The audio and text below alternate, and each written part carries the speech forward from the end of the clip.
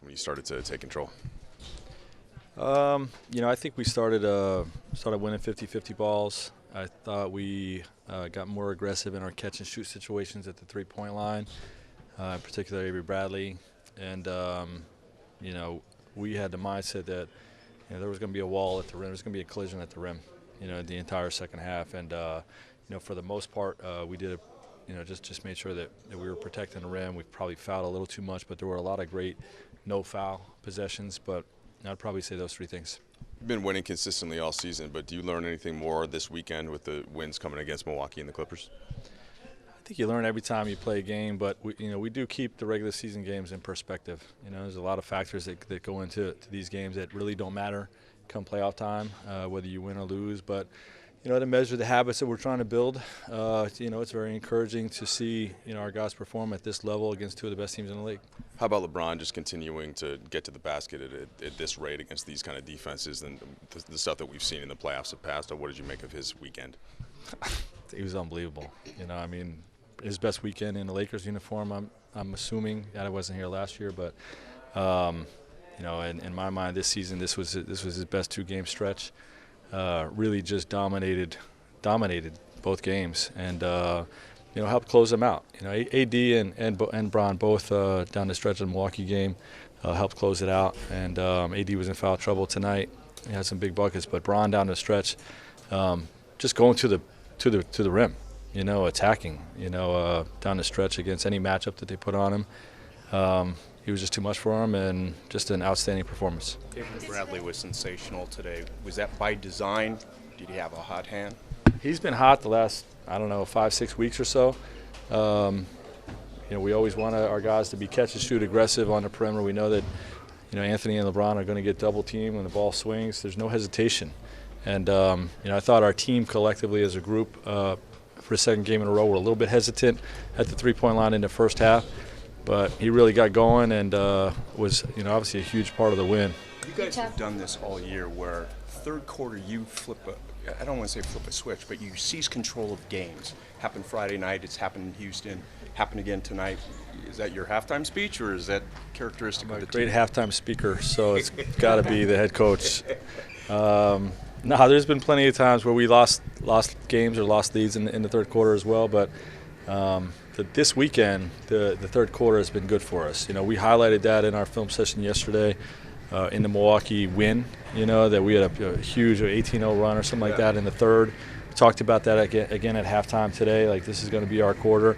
It's time to make our run. And, we were great in that stretch, and really down the stretch late in the games, I think has been more critical with the last two wins is how we've executed offensively down the stretch. You've talked before about LeBron and how there are certain games where you not have to talk to him pregame, just in general, because he's got that locked-in look in his eye or attitude.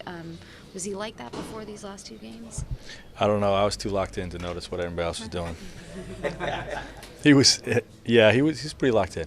It wasn't our whole locker room. There wasn't a lot of laughing and joking before the game. We knew we were going to just have a seriousness to our approach tonight, and I think it showed up in the game. Frank, you said again that this would not be a statement game, but to win the way you did on Friday in the Golden Age, how much momentum does that give you guys? We've got some momentum. I think it keeps it more than anything.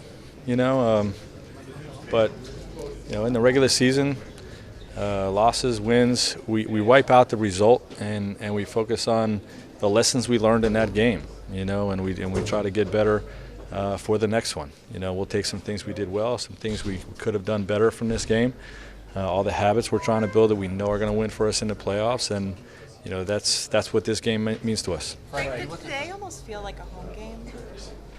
Of course, we're in Staples Center. All Staples Center games feel like home games, for sure. And obviously our fans turn out.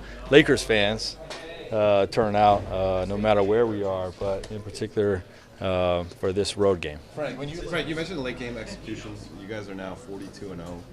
When you head into the fourth quarter with a lead, what can you attribute to that stat? We locked in. Down the stretch, our guys we got a veteran group. Bron, I think in particular with his experience, leads the charge with his IQ on both sides of the ball. to make sure that our coverages are sharp, and obviously that we're getting what we want offensively. It doesn't always happen, but I think that's what it's really about down the stretch for us so far. Kind of Last along two those- questions. Along those lines, when you look at fourth quarters and what you guys did over the weekend, very different lineups and personnel you're putting out. How does your versatility defensively impact what you can do down the stretch, how you can match it, things like that? Yeah, well, that's been a strength of ours throughout the year. We got a number of guys that I trust. That's the biggest thing about this group is, there's a variety of different ways that I can go that I feel good about guys being in the game, and either their experience level or their physical talents and IQ, and whether it's being small at the big position, maybe whether it's being smaller at the wing position, being 6'8" across the board, we have great versatility to get the job done. Last question. Rajon had that rough stretch in the first half, and then you play him big minutes in the second half, and it was really important to that non-LeBron stretch where you increase the lead. Is there some quality about him that makes you kind of trust him with those stints more and sort of get back out there? I believe in Rondo. I always feel good about Rondo out there. Like anybody, he has his moments where it's not there. And we have guys we can go to if we feel like we need to. But he was huge tonight. I mean, we had that stretch late in the third into the fourth where, Bron comes out of the game, and we've struggled in those situations. And he led the charge. He was controlling the action out there, talking out coverages on the defensive end, and, really leading to great shots every time down the floor, whether it's a pick and roll or a drive and kick, whatever he was doing. He definitely gets a game ball tonight. And, in any situation, I always trust Rondo to come through. It's just a strong belief factor I have in him.